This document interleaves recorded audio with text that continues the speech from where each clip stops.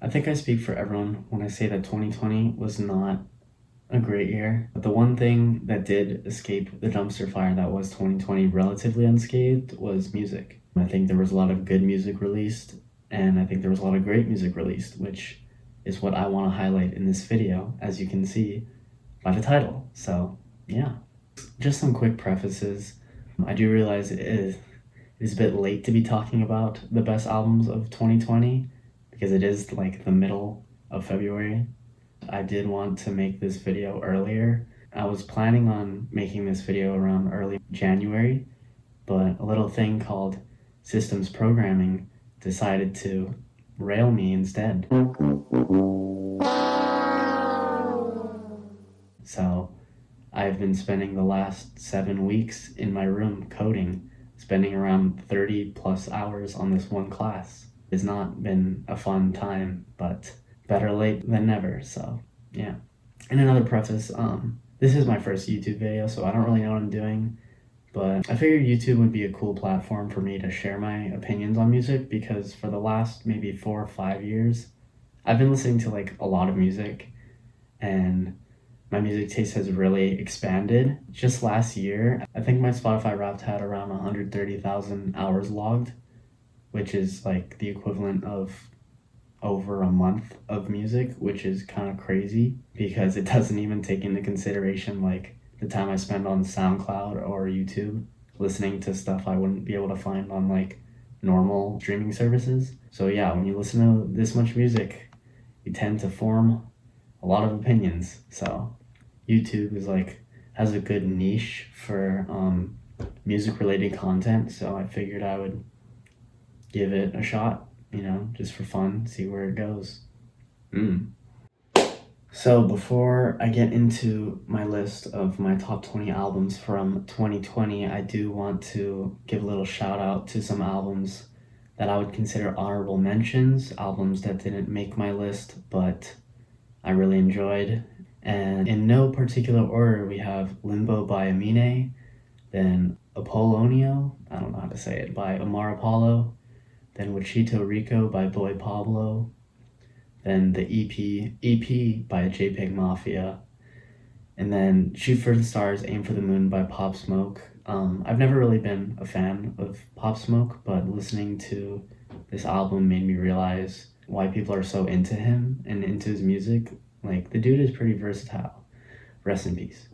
Then we got High Off Life by Future, a great comeback album from pretty bad last maybe 3-4 years. Ever since Future Hendrix, pretty much. Next we have Savage Mode 2 by 21 Savage and Metro Boomin. Then we have Last Year Was Weird Volume 2 by TK Maidza. And I would have included this on my list had it not been for the fact that it is an EP and not an album, but I really, really enjoyed this EP. Then Niagara by Red Veil, big year for Red Veil, really enjoy his music. Then we have the experimental album Heaven to a Tortured Mind by Yves Tumor. Capping off my list is Sawayama by Rina Sawayama, another great album. So yeah, I definitely recommend checking those out along with the albums I'm about to talk about in my top 20 list. So yeah.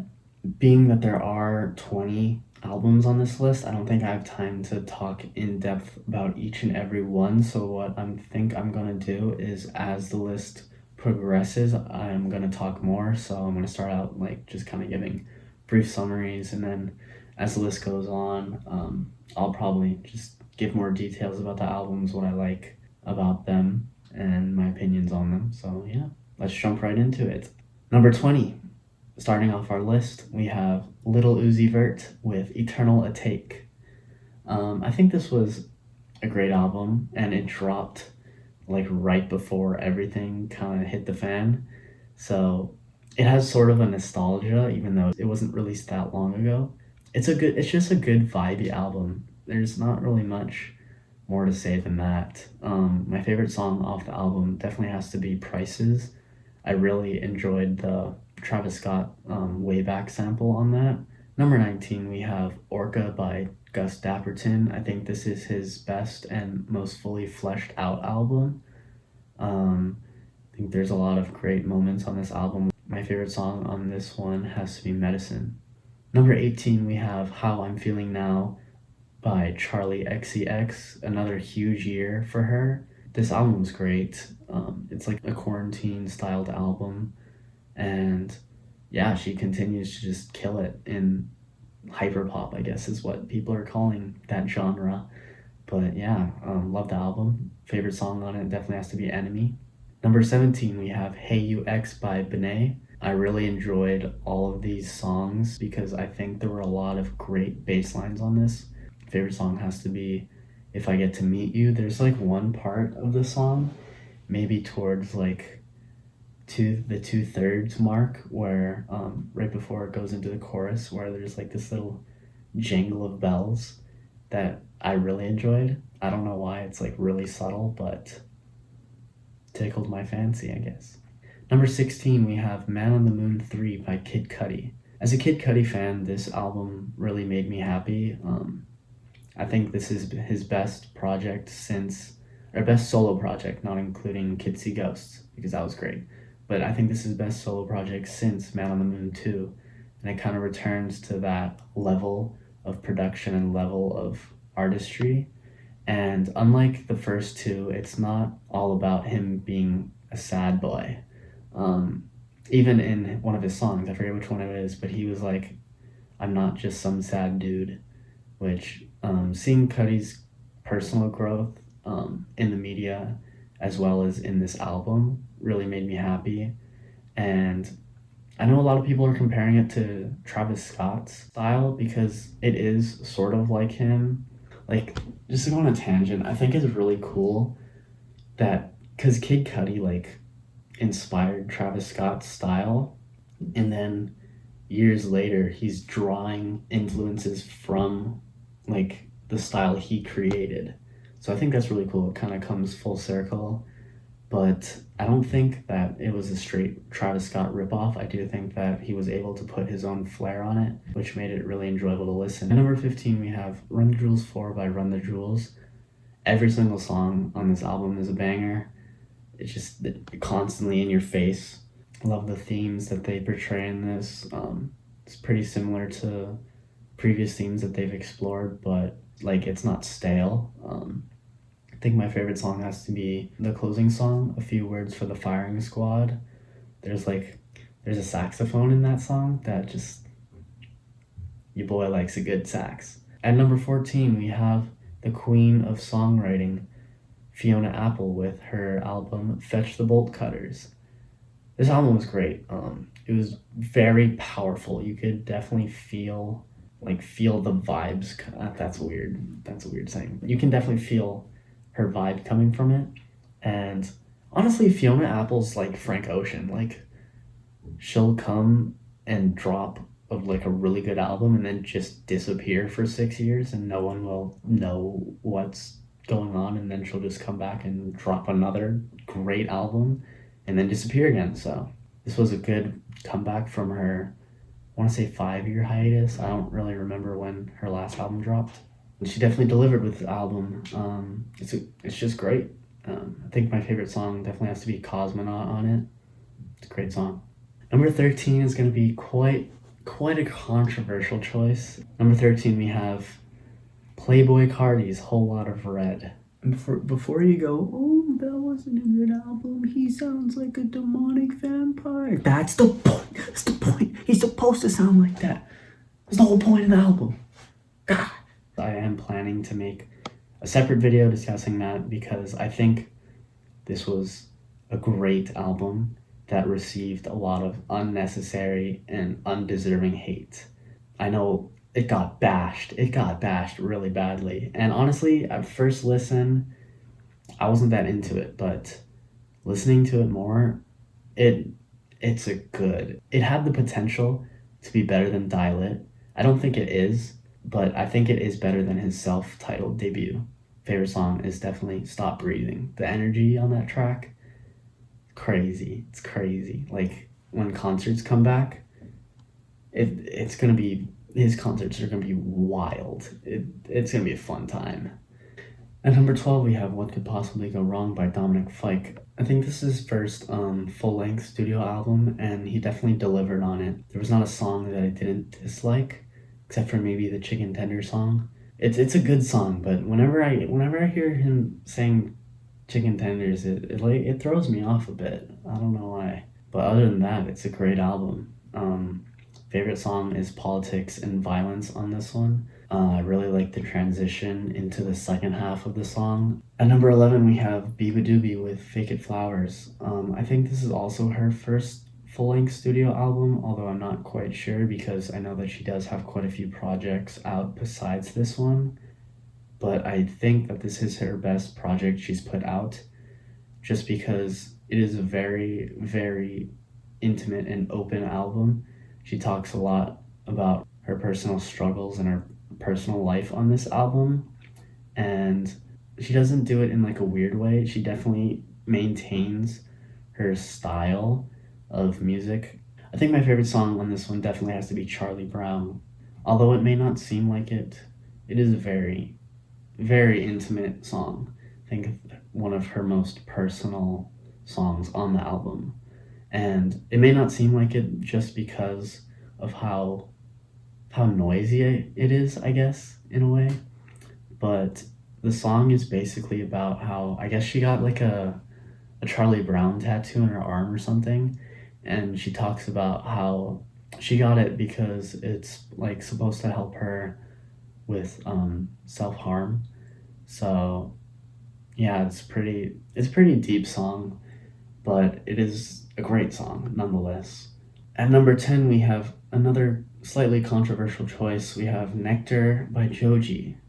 I say that this is a controversial choice because I do know quite a few people that didn't really enjoy this album that much just because of how different it is from his previous works. And I will say it does not sound anything really like his older stuff just because of the level of production on this album is a lot greater. It's not really any more of the lo-fi ukulele type beat stuff. It's a large production. It's very grand, and I think that's what this makes this album great. I don't think that Joji can really stick to that lo-fi minimalistic stuff for forever and us not get bored. So I think this was a great direction for Joji to head, and it's not like a completely different direction. It's still sad boy hours on this album.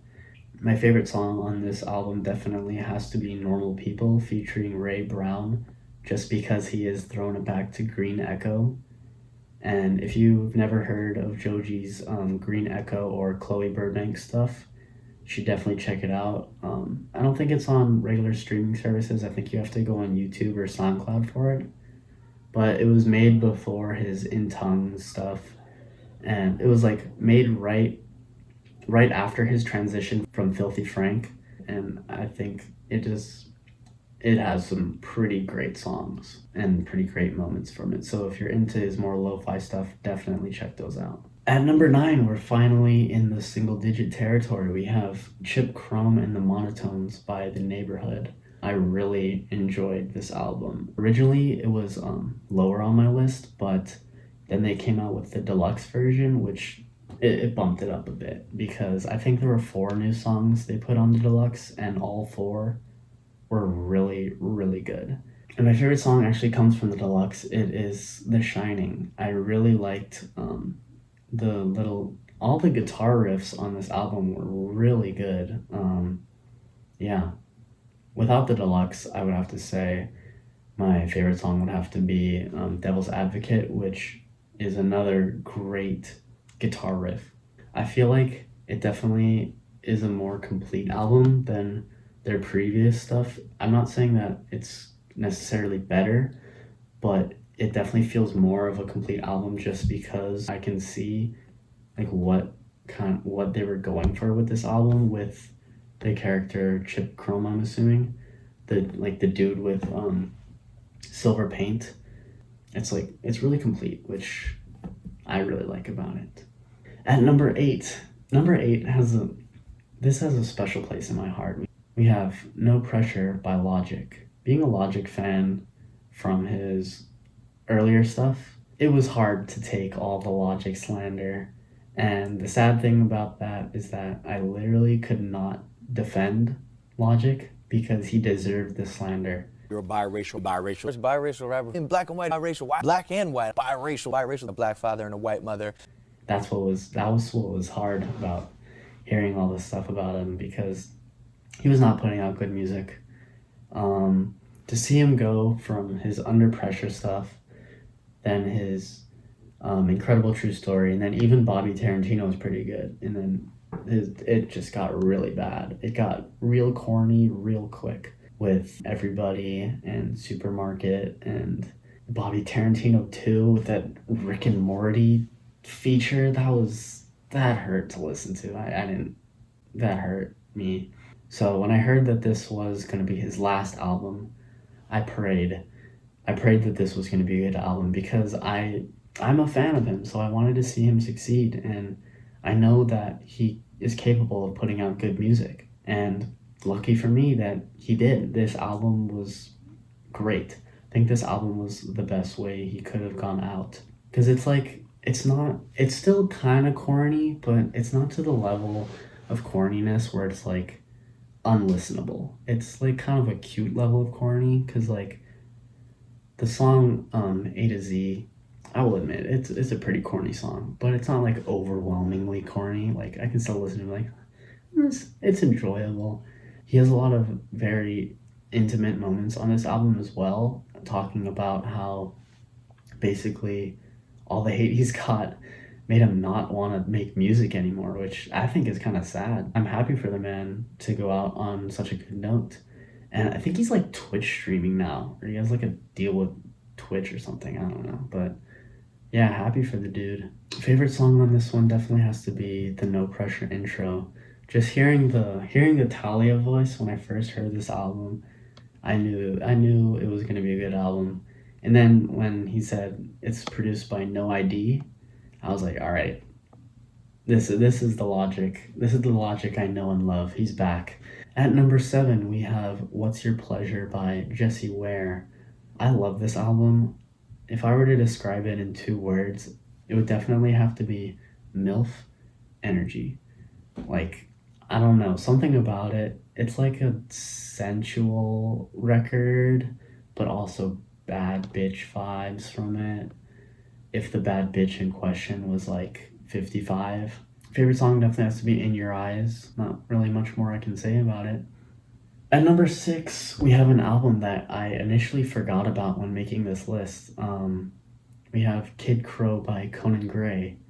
I forgot that this album came out in 2020. It felt like it came out like 2019, but I think it came out in like March, which feels ages ago.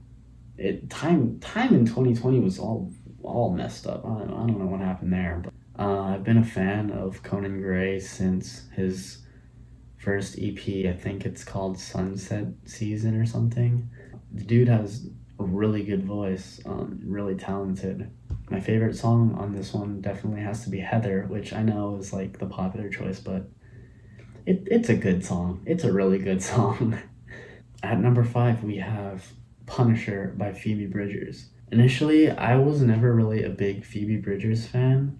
I'd kind of listened to her previous album, Stranger in the Alps, here and there. Maybe a couple songs were on some playlists of mine, but I was never really a fan of hers. When this album dropped, that changed, because this album was really good. I really enjoyed this album. I think she does a phenomenal job of storytelling, and it's a very concise album. It's a great listen front to back. Yeah, just as a whole, it's really good, and the songs on it separately are really good as well. My favorite songs have to be either Kyoto or Chinese Satellite. I can't really pick one or the other. They're both really good in my opinion, and I'm happy for her because I think that this album as well as Kyoto were nominated for a Grammy. Okay, if you know anything about me, you know that I despise the Grammys. I really hate them. Like, there's just a lot of corruption, and it's just a bad system in general. But it's still like a very valuable award, And that's what makes me mad about it, because it is still held in such high regard, even though it's a pretty bad system. But yeah, I'm happy for her for the nomination.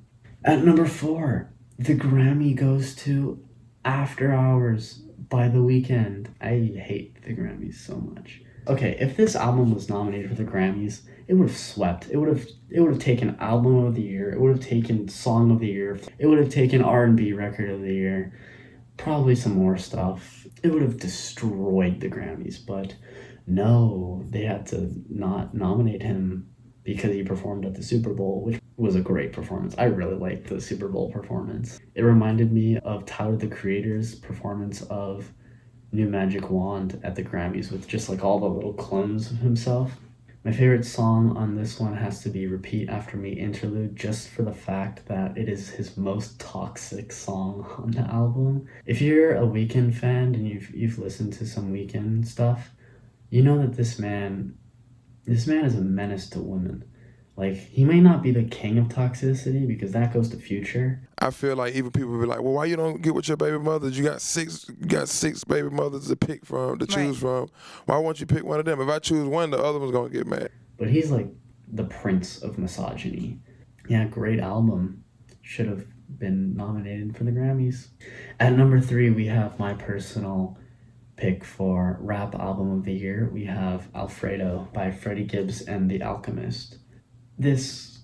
Every single song on this was just great, and every single feature was also great. Tyler the Creator comes in with some absolute bars on my favorite song, Something to Rap About. Rick Ross comes in with a great guest feature, arguably as good as his one on Devil in a New Dress. Freddie Gibbs is just, every single album this man puts out is just so good. Like, it's incredible. And The Alchemist, I feel like, doesn't get enough recognition or credit, because this is the man that makes these beats. This man is bad, man. Like, he makes some hard beats. I know he was on other stuff this year, like Boldy James, Price of Tea in China, which is a great album as well. Okay, Boldy James dropped like 4 albums last year. They were all great albums, but it was like, I guess he was like bored in quarantine or something. I don't know. He was just producing a lot of music. It's like, he was like Gucci Mane. Gucci Mane used to drop like 6 albums a year. It was nuts. At number 2, I have Pixel Bath by Gene Dawson. This is a stupid sentence to say, but if it weren't for my number 1 pick, this would be my clear number 1. Like, I loved this album. I've been a fan of Gene Dawson's ever since he released his 2019, I think it was an album, might have been an EP, Bad Sports. Like, this dude is so talented. The way he blends so many genres together. Like, he's got alt rock, he's got hip hop, he even threw in like industrial hip hop on '06 Burst, which at first listen I didn't really like it, but after like letting it soak in, it goes hard. Oh my god. The like Siri's voice going, I don't keep score, I keep scoring, just over and over again, while it's just bass, just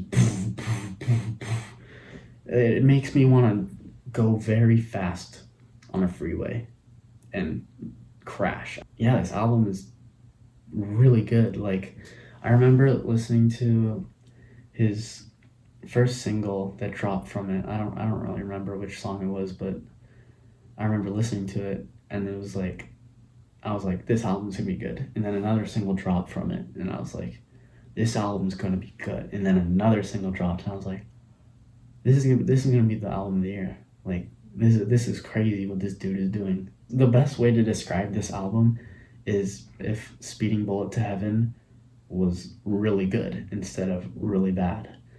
Like, it's just a lot of fusion of genres together, and it goes really, really well. And he even got a feature from A$AP Rocky, which is really good. And I was kind of surprised, because apparently they're friends. I didn't know that, but I'm glad that he got a feature from them, because I feel like Gene Dawson is definitely, he's not underground because a lot of people have heard of him, but I don't think he gets the recognition or plays that he deserves. Like, y'all need to check him out if you haven't heard of him. He's crazy. Ugh. Yeah, that's my Gene Dawson dick writing of the day. There's so many songs to pick from for my favorite. I remember like when I first listened to this album, I could not decide what my favorite song was. I kept going back and forth and back and forth, but what I ended up settling on was Shiner. Playing that in your car, driving really fast with your windows down is a otherworldly experience. It's crazy. Number 1, we have made it to my favorite album of 2020. What's it gonna be? What's it gonna be? It's gonna be Circles by Mac Miller. Listening to this album as a Mac Miller fan was definitely difficult, to say the least. Not because it was bad, but just knowing that he had passed and listening to some of the themes he had talked about, like, it's kind of scary. Like, I feel like he knew that his time was coming. And it's weird. I think it's really weird to see him go from his stuff from Kids, which, by the way, fantastic album. If you've never listened to that album, it's one of my favorite of all time. Yeah, going from like a high schooler in Kids to, I don't know how old he was, maybe late 20s, in Swimming in Circles. It's weird. Just, it's like, I don't know. Just knowing that he's gone and knowing that this is his last album that he'll ever make, it's weird. Like, going from all his albums, because he's put out a lot of stuff, not just the stuff on regular streaming services, but like his mixtape Faces, his stuff as Larry Lovestein in the Velvet Revival. Like, listening to that stuff and seeing his progression over the years, not just artistically but personally, I don't know, it feels weird to me.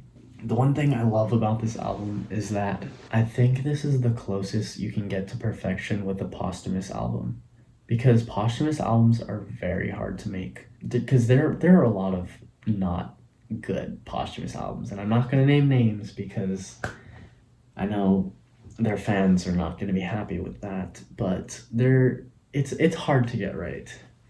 I think the people in charge of it need to be on the same level as the artist was. Like, if the people making the album are just doing it for cash grabs, like some posthumous albums I'm thinking of, it usually doesn't turn out very good. It's when the people actually care about the person and their legacy and their music, that's when a good posthumous album comes.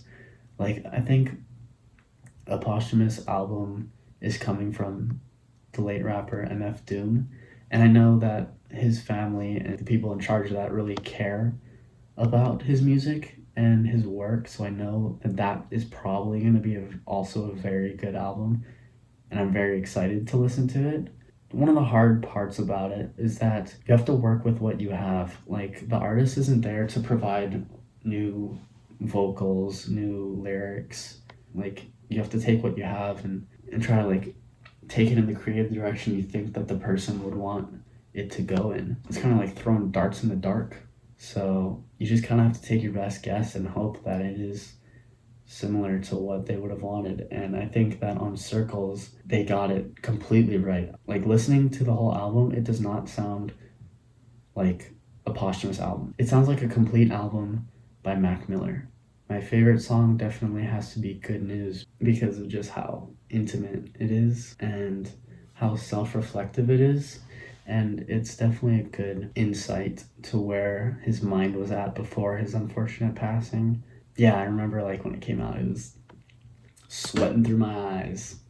So yeah, that is gonna do it for my top 20 albums of 2020. You should definitely check all of them out.